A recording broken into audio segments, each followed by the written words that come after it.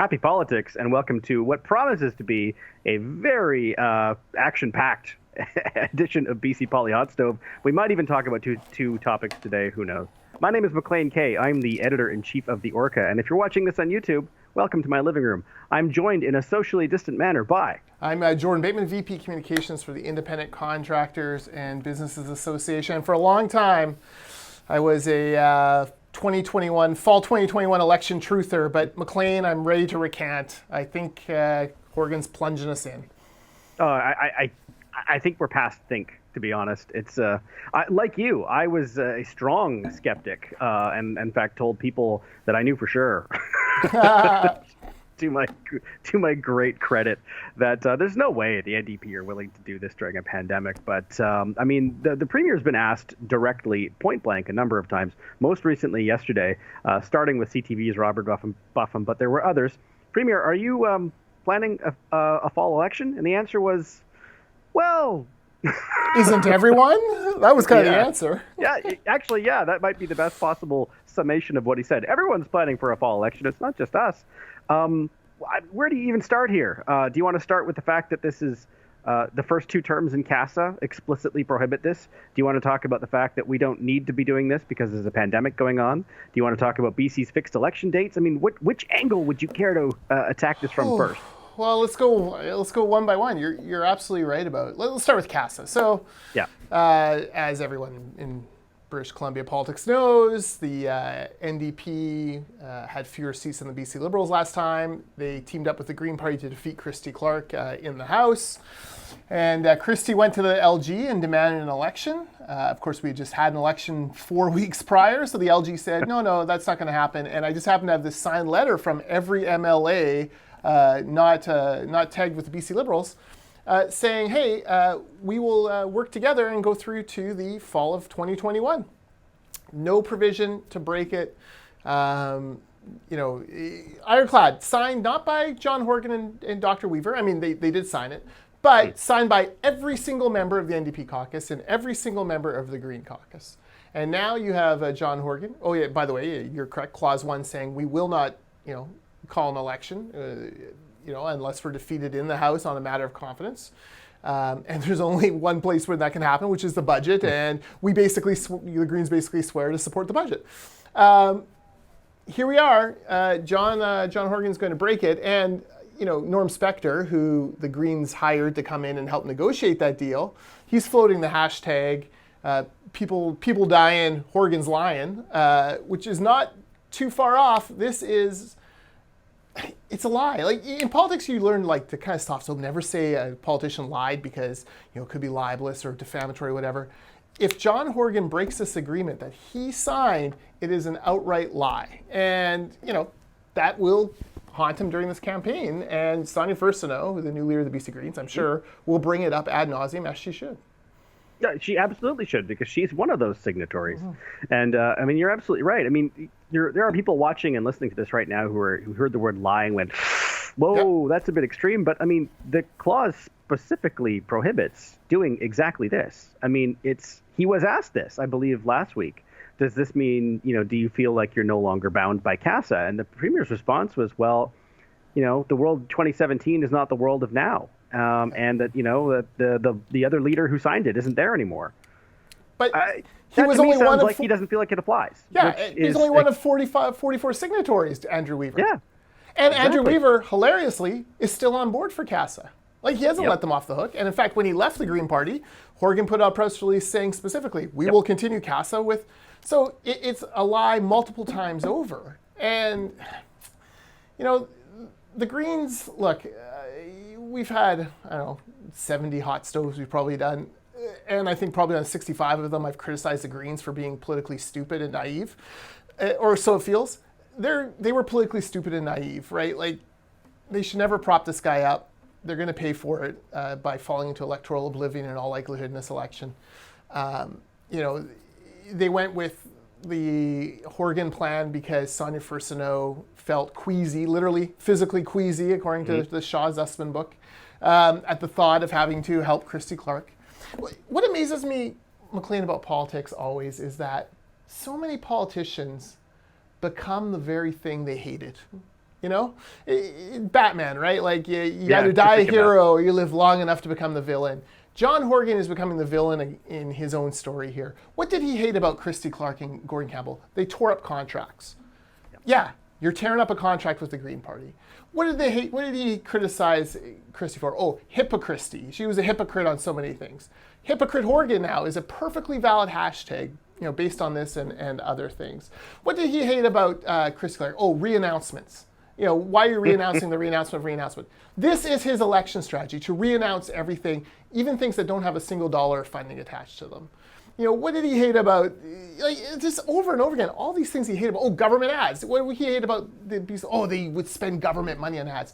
This hypocrite is running ads with Bonnie Henry's face on it for his MLAs. Like, this is the exact thing that Adrian Dix and him railed against in the last part. So it blows my mind that politicians become this very thing that they hate. God bless whoever breaks this cycle. The one thing you left out there was that the accusation was always that it's always the only thing they care about is power. Right. What is the only justification for this election? We can win. We need a mandate. Yeah. No. It's because they see polls, presumably the public ones like the Angus Reid poll, but I'm going to guess internal polling as well, that tells them that they should move now. And that's why this is happening. That is the only reason this is happening. And, even in the NDP, they're not pretending to say anything different. They're just going to say nothing. It will be interesting because he will be asked this question, by which I mean the Premier, in things like leaders' debates and in media avails to come. When the election is officially called, he'll be asked, why are we doing this? And that messaging will be particularly interesting because it will be untrue. Right. unless they just come out and say, we thought we could win. They will not do that, but that's the reason. Yeah.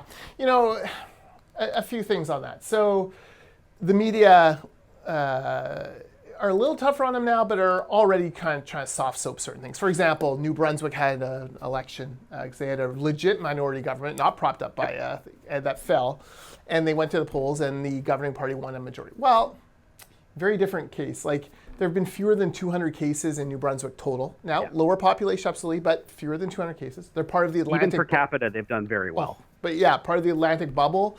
They've been very careful. Like they've really kept numbers down. I think there's only 2 active cases now in the province. Like, my God, very, very different. And even then, people were like, we don't really want to do this, but okay. Very different here. The second wave is here. The numbers are going up. More importantly, hospitalizations are going up. And you have Dr. Bonnie, bless her little heart, standing there saying things like, please don't go outside, please don't mix with people, please ratchet it down. Like, I'm starting to get a little concerned about hospitalization numbers, trying everything she can to sort of hint that this is not the greatest idea without coming right out and defying the premier of this province. That's one point. Number 2 point, Adrian Dix, get the hell out of those briefings now. You're fully in election mode. You have no right now to be standing there next to her.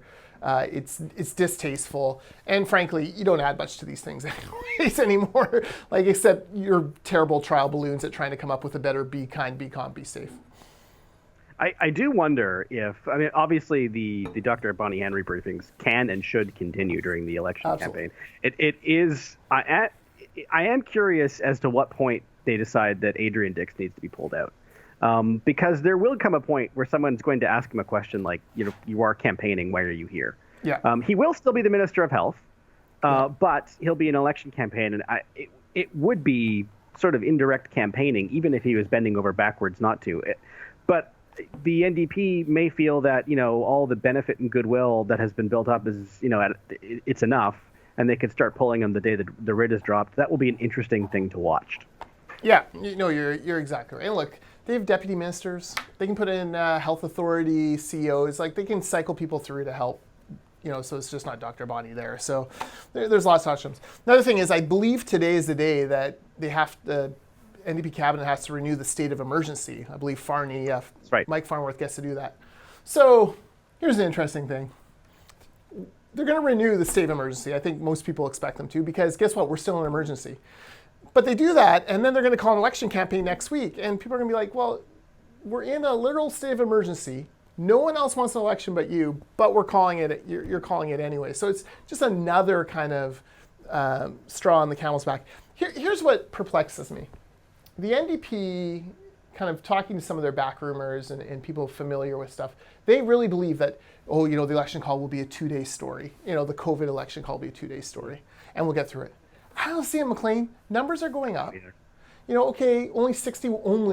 Only 61 cases from Sunday to Monday, but those are always the lowest day of the week. Now kids are going back into school. You have an exposure at Delta in Delta already. That's a swing riding. You have an exposure at Panorama Ridge High School. That's a swing riding. You're going to start seeing more and more of these just because people are interacting more. Children are interacting more. Staff and students are interacting more. We're in Smoke-ageddon. I don't know how bad it is in Victoria. It is awful here.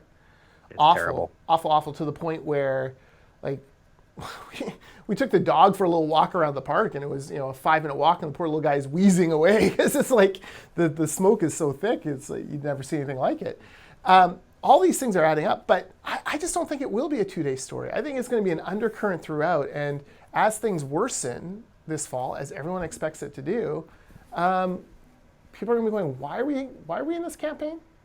Yeah, it would be in an absolute dream best case scenario, it might be a 2-day story. And that's if nothing happens, there are no outbreaks, and COVID just kind of tails off for a month or so. That's not what's happening now. Yeah. And there's no evidence to suggest that's going to continue that is not going to continue rather for the next 6 weeks or so. And so, yes, you just mentioned 2 school outbreaks. There will be more.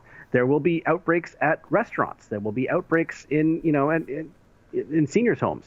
And if there are campaign events, God help them if there is an outbreak at one of those. And it doesn't matter if it's not an NDP campaign outbreak, because this election is, by definition, a choice. It is only a choice. The fixed election date is next year. And whatever the motivation is, and we know what the motivation is, having it now is a choice. Yeah. And I just keep coming back, I don't understand the political calculus of this. Why, if you have an extra year on your mandate, what is coming in the next year that is so terrible and so horrible that you think you're going to lose next October? Because you can still have the Greens. And if the Greens decide to defeat you on the spring budget, then you go. Let them, great. Now you can blame Sonia Furstenau for all this, right? Or blame Andrew Wilkinson. So many things line up here against the NDP. You've got, of the 3 party leaders, the most talented retail politician of the 3 is John Horgan. He's a guy who gets life from being with people. You're going to have him campaigning by Zoom? Come on. Healthcare workers, teachers have been huge volunteer bases for the BC NDP.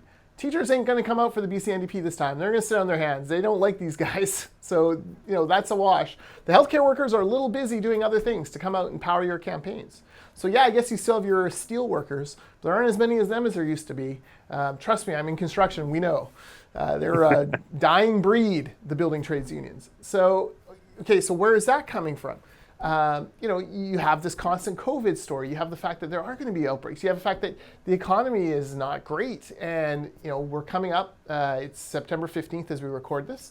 September 24th-ish is the deferral cliff for taxes for small businesses. That's when all the PST comes due, all the employer health tax comes due. By the way, employers who have been collecting 75% wage benefit from the federal government, still on the hook for 100% of their employer health tax. Including the portion that the federal government sponsored. That's coming up. Municipal taxes are coming. That cliff is here, and it's going to snuff out another, even if it's another just 5% of small businesses. That's a huge drop. So all these things are lining up against them right now, and yet they are so obstinate. And something seems to have been triggered in Horgan over the weekend where he's made the decision to go. And if you're, I just don't understand, the Carol Jameses and Adrian Dixes of the world must just be shaking their heads at, what is happening here. It's such an unnecessary risk, not just health-wise, but politically. Well, you mentioned Carol James. She's going to be in a position to just kind of go. She'll be done because she's not running again, I guess, to be clear. Yeah. You know what? All the things you just laid out, I agree with you. But, those might be the reasons why they're moving now. What is remarkable about watching the NDP right now is this sense of haste. You saw it with a frankly sloppy process in Fraser-Nicola, where they have appointed a candidate that the local organization, for whatever reason, does not want. Right. So much so that they resigned en masse and have pledged to campaign against him. This is remarkable. Yeah. And the NDP, for whatever their warts and flaws, are a professional organization, and this just looks like haste to me. It looks like a rush.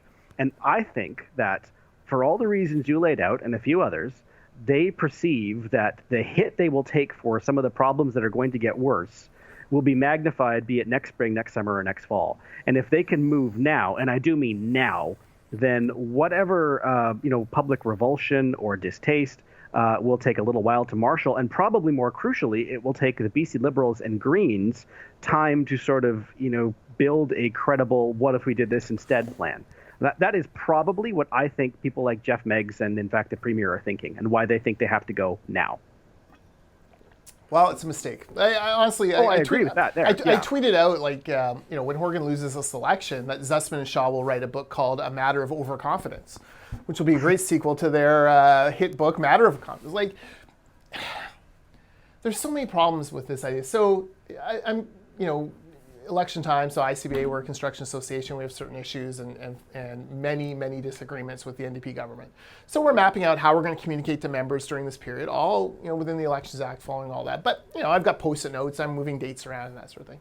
There's some key dates I want to talk about in this campaign.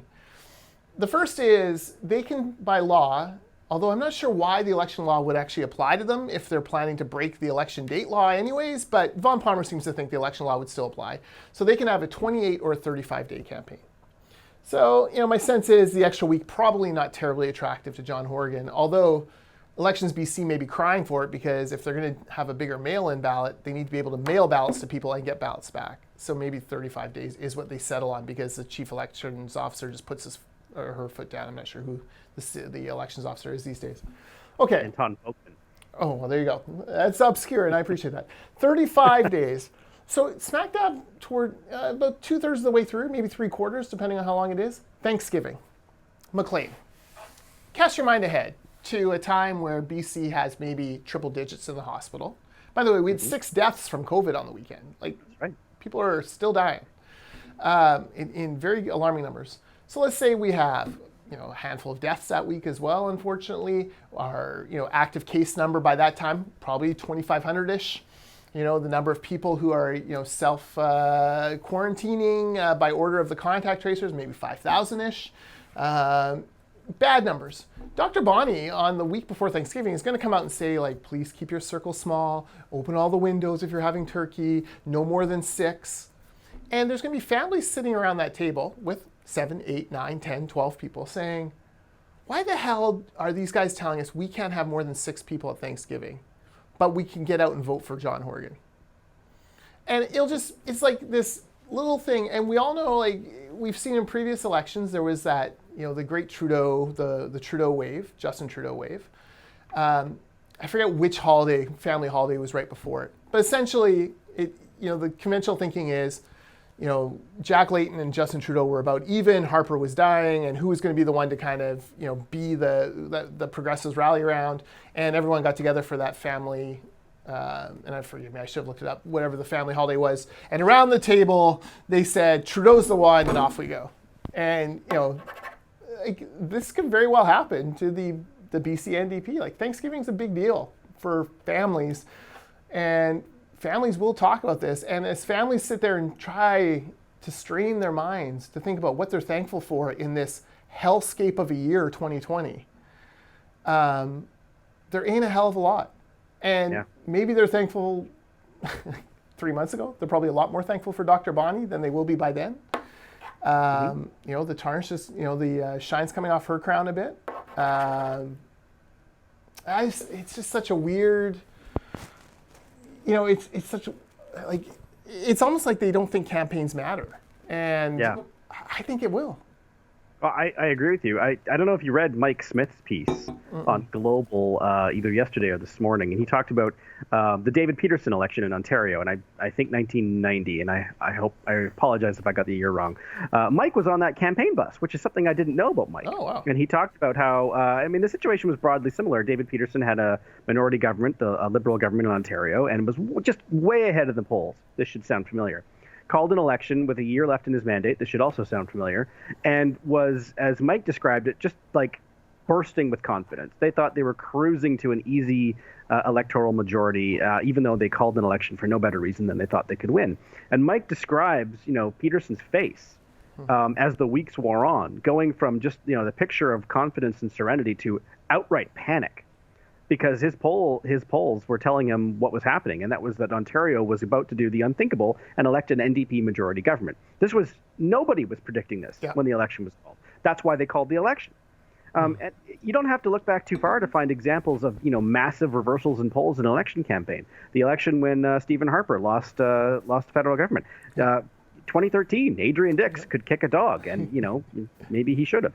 But so, I mean, the idea that this lead is insurmountable, unless it's like 40, 50 points, I don't believe it. I just don't.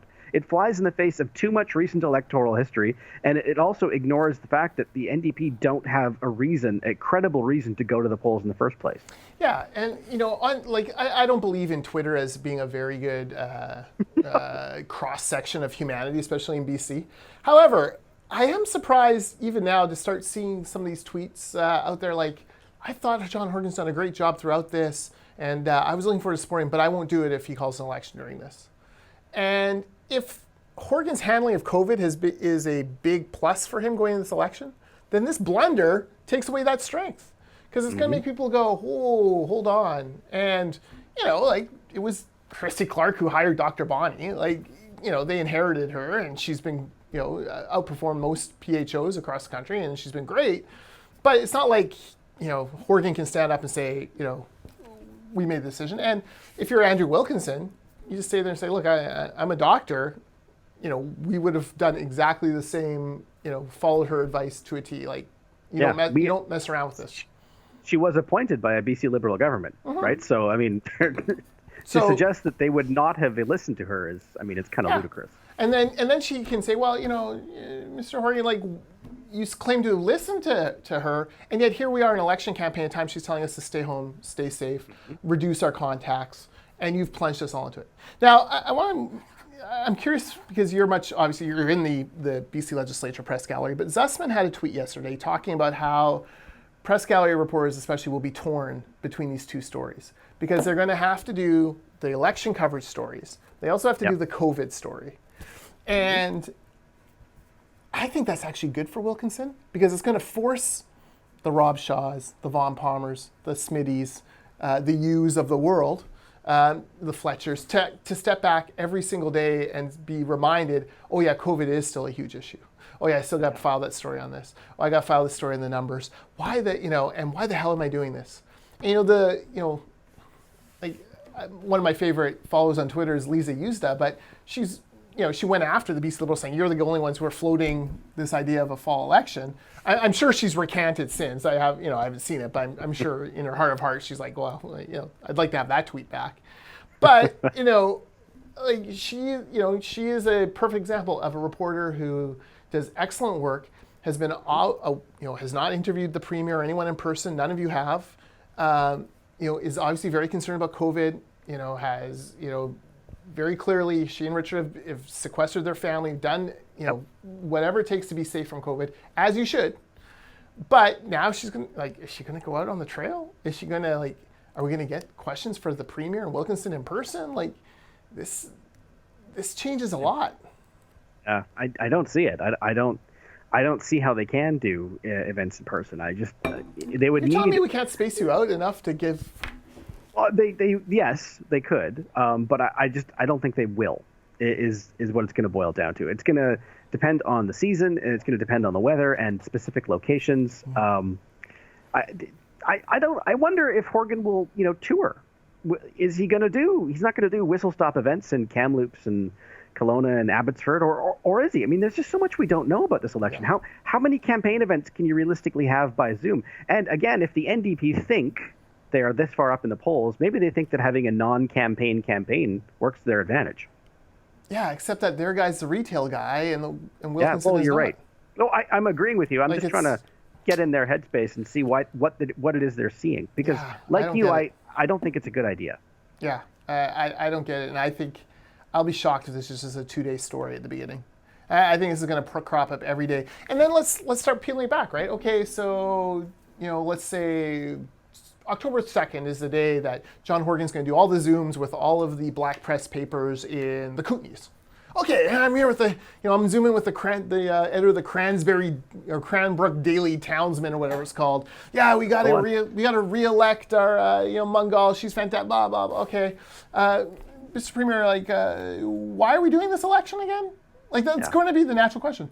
Mr. Premier, Cranbrook long-term care home is locked down because people can't visit. No more than one family member can visit their grandma and grandpa, but you want their vote, it's just going to be a natural story over and over again. Yeah. And what they'll do is they'll have, messaging. They'll have, literally 2-3 lines that they'll want Horgan to pivot back to over and over and over again. Yeah. And that is fine in immediate availability where it lasts for half an hour and it may suck, but it's half an hour. The problem is the editor of the Cranbrook Daily Townsman will be perfectly aware of Horgan's answer when he gives it the previous day to, CHNL in Kamloops. Yeah. And the questions will change ever so slightly, and they'll say, "I know that you said this, but clearly this. Yeah. So please, can you give us some clarity?" Yeah. Now, here's what I think could happen. If it goes badly, you could see in the last week of the election. This is a Jeff Meigs play. We saw it with Greg Robertson. John may just come out and apologize. Oh, I'm very sorry. It turned out we shouldn't have plunged us into this election. But, remember all the hard work we've done. And, how could I have known things would have changed so badly here and blah, blah, blah. I do think they always have the apology in the back pocket. And it's a Gregor Robertson, Jeff Meigs, proven playbook. This is their little thing. I will say this about, the 2 or 3 lines explaining this away. I don't perceive Horgan to be anywhere near as disciplined when it comes to the tape in your head as Christy Clark was. Christy Clark, in that 2013 election, put on a master class of sticking to message. She was sunny, she was upbeat, she was optimistic. We're going to pay down debt-free BC and LNG and blah, blah, blah, jobs, over and over and over and over and over and over and over again, and no one could shake her off that message. And you had her wearing the hard hat in the mines with the guys, and you had the same day in the Prince George paper, Adrian Dix at Barkerville in a ghost town that they had to open for the photo op. Trying sure. on the funny fur hat. It was flawless. And Horgan's many things. I do not believe disciplined, especially in the message box, is one of them. Well, and I do believe he is capable of being disciplined, but I think that he tend to get frustrated. And the easiest way to frustrate him is to ask him the same question over and over again, because what's implicit in asking the same question over and over again is you're not answering the question. Yeah. And he does not enjoy being challenged. And so that is when the temper may rise. I mean, it was kind of remarkable last week when he accused Vaughn Palmer, before even beginning to answer the question, of saying, well, I know you're going to parse my words. We're talking about Vaughn Palmer. Yeah. I mean, it was kind of a remarkable thing to say. Yeah, and Vaughn had written, I think, a couple weeks of critical stories about certain NDP things, but he's not been outlandish these past 3 years in any stretch of imagination. So, yeah, it is interesting to see. It's starting to get under his skin. I don't think he... my bet is Horgan in his gut knows this isn't wrong. Knows this is wrong, but he's going anyways because he's got to trust Dewar and Meigs. I mean, that's the only thing I can think of. And if that's the case, that will be a very uncomfortable position for Meigs and Dewar. Because look, if it is a 20-point lead for the NDP right now, okay, let's say it is, chances are it's going to be cut in half by the end of week 1. And then all of a sudden, because the BC Conservatives got to come on the BC Liberals because there are no more BC Conservatives. They don't have time to put out candidates. You're going to see just the natural, why are we doing this? Okay, that BC Liberal vote goes from the Angus Reid finding that only 60% of BC Liberals plan to vote BC Liberal again. It'll go up to 75 or 80. That's a swell of 3 or 4 points. There's a narrowing, and all of a sudden, all the momentum will be on Andrew Wilkinson's side, and John's going to have to do 2 debates with Andrew. So is it going to be if it's a radio and a TV one? You would think. And my sense is the reporters should be pushing for more debates than that, especially if they're people, if they can't go out to events. Like, maybe there should be a debate a week, Mr. Horgan. Like, will the debates be in person? There's a question. They better be. I know well, yeah, well, exactly. I mean, if the election is safe to have, then it's safe to have an election. And if you don't think a leaders debate, an in-person leaders debate, is a crucial part of a modern election campaign, it's a self-defeating position to be in. Well, it's not safe to have a leaders debate, but it is safe to have an election. Yeah, and all the pundits the day after the debate will come out and say Horgan won it, but you'll actually, because they're by and large more predisposed to Horgan, but Wilkinson will have driven Horgan crazy, guaranteed. And the person who may actually come out winning them is Sonia, just by not. I was just about to say that.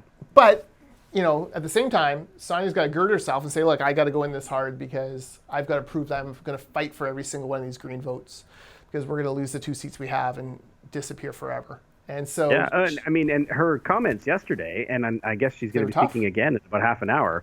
I mean, they were exactly that. I mean.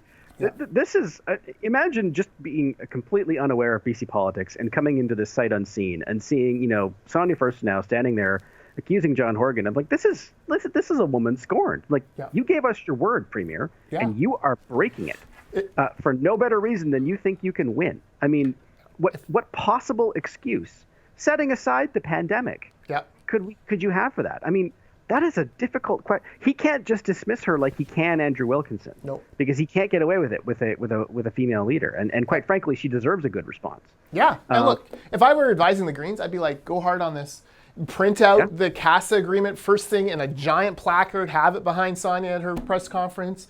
Mr. Horgan, why won't you live up to your agreement? Show John's signature at the bottom. Why won't you live up to your agreement? This wasn't with Andrew Weaver. This was with the people. I'd have every single quote of Horgan's, including one from 2 months ago in the pandemic saying CASA has been, the best thing we ever did. We're going to continue forward. It will, may the sun never set on CASA.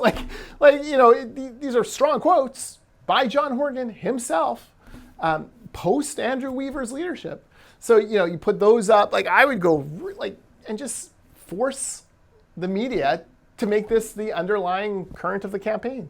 Not just you're endangering people's lives, by doing this during a pandemic, but you're doing it unnecessarily, and you're lying. You've lied to the people of British Columbia. You've lied to the Lieutenant Governor. If I were Sonia First, I'd write a letter to the Lieutenant Governor. Mr. Horgan has lied. He's breaking his agreement. Please do not acquiesce to his wishes. We believe we can. We believe that this matter should be taken up in the House. If his next budget fails, then his next budget fails, and then we'll go to the polls. But there's no reason we have not pulled our support. She should go hard. Yeah, and if I'm the Greens, I know that you're going to get this opportunity to ask the Premier this question. I would start working now on exactly the phrasing and the angle you want to take, because I think there is probably a way to do it in such a way to wrong foot him. I remember the last Ontario provincial leaders debate, and I will preface this by saying I am not a particularly big Doug Ford fan, but I did think he asked a brilliant question of Kathleen Wynne. And it was something along the lines of, I completely believe that you got into politics for the right reasons and you're a good person. But along the way, you did this, you did this, you did this, you did this. And what I want to know is when you lost your way, when that happened. Right? And you could see her flush. Yeah. It was a brilliant question. And I think something along those lines asked Premier Horgan, you gave us your word. We worked with you on this. We did this. In the if she wants to give away something that happened in the negotiations, you told me this yourself. And I want to know when you decided that doesn't matter anymore. Yeah. At what point did your word become the not the most important thing? Can you imagine?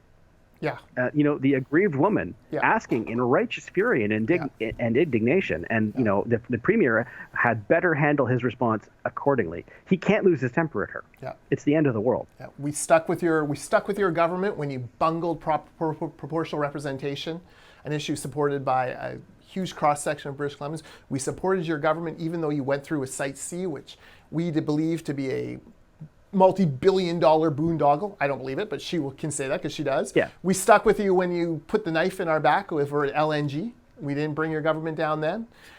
We lived up to our word. Why didn't you live up to yours? Yeah, I like that. That's I like your. When did you lose your way?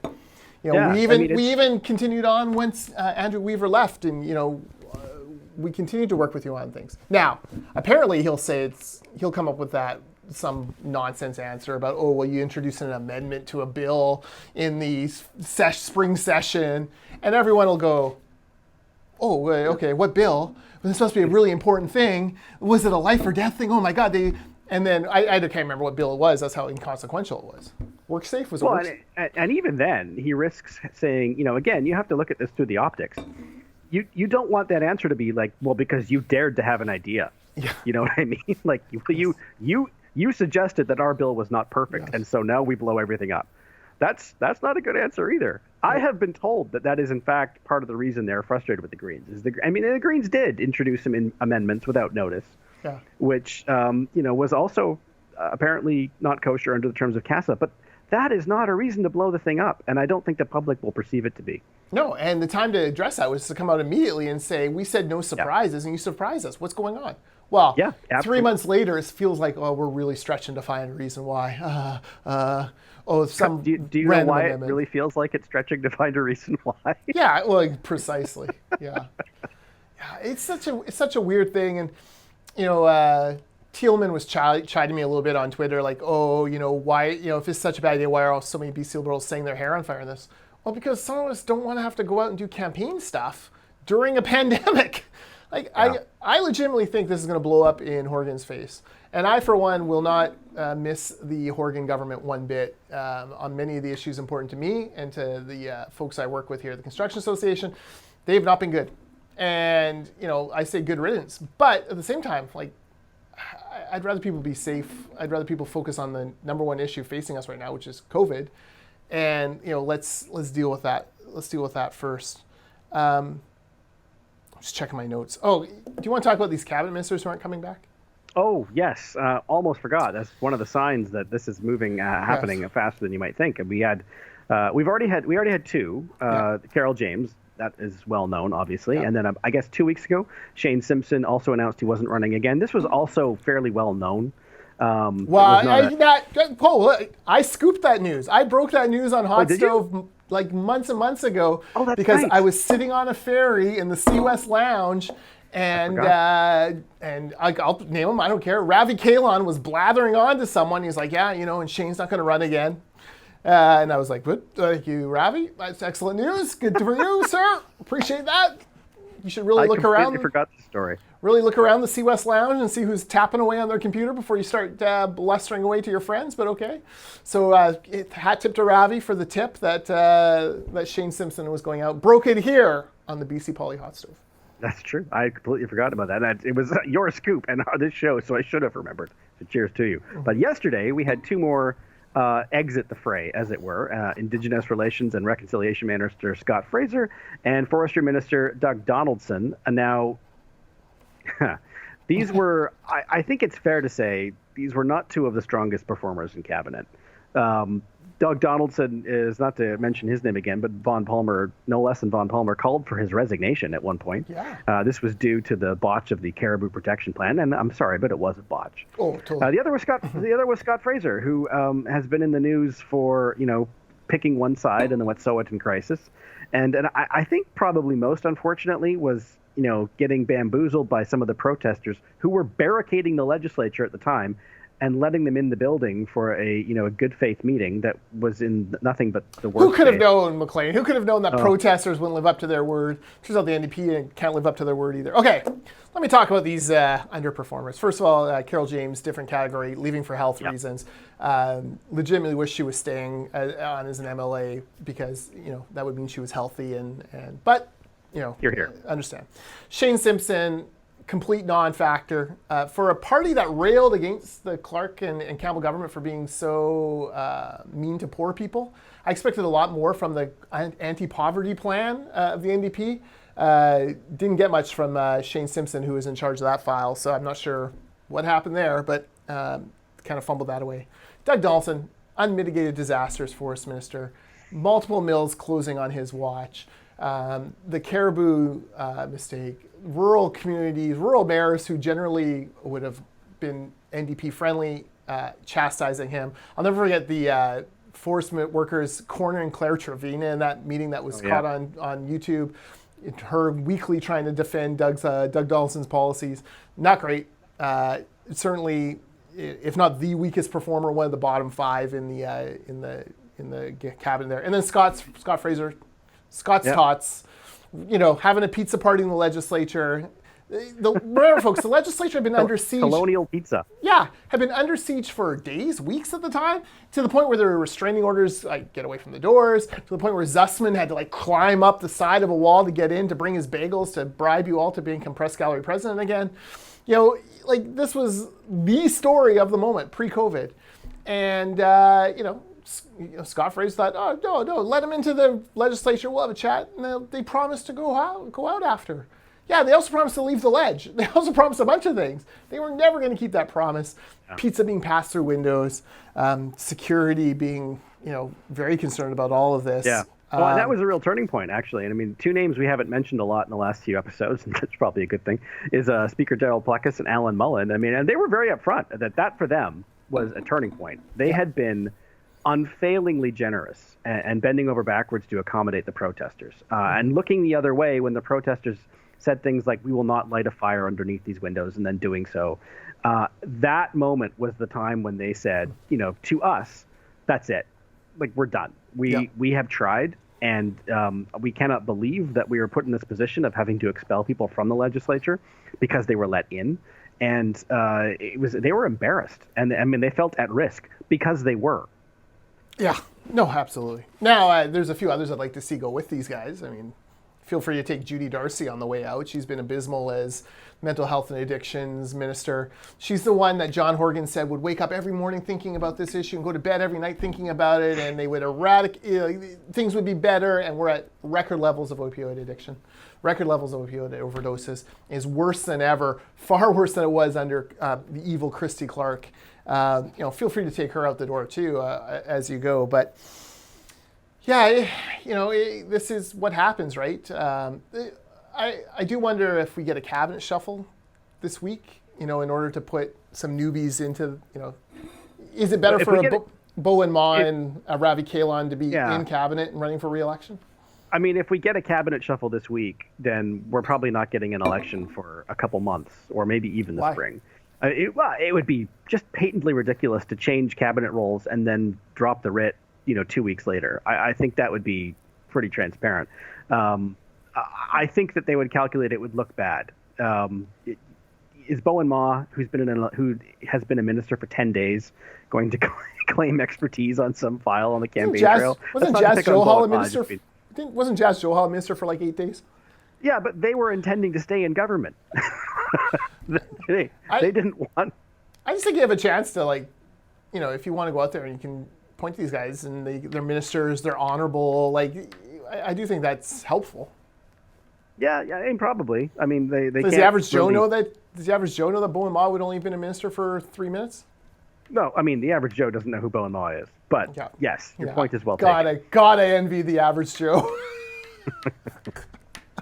If only I could be average. Most of the stuff we talk about in the show is completely alien to the average. Yeah, I know. People are like, I can't believe your podcast isn't in the top 200 worldwide, and I'm like, well, top 200 among the 200 people in BC who matter. How about that? Yeah, absolutely. We're small but influential. BC politics.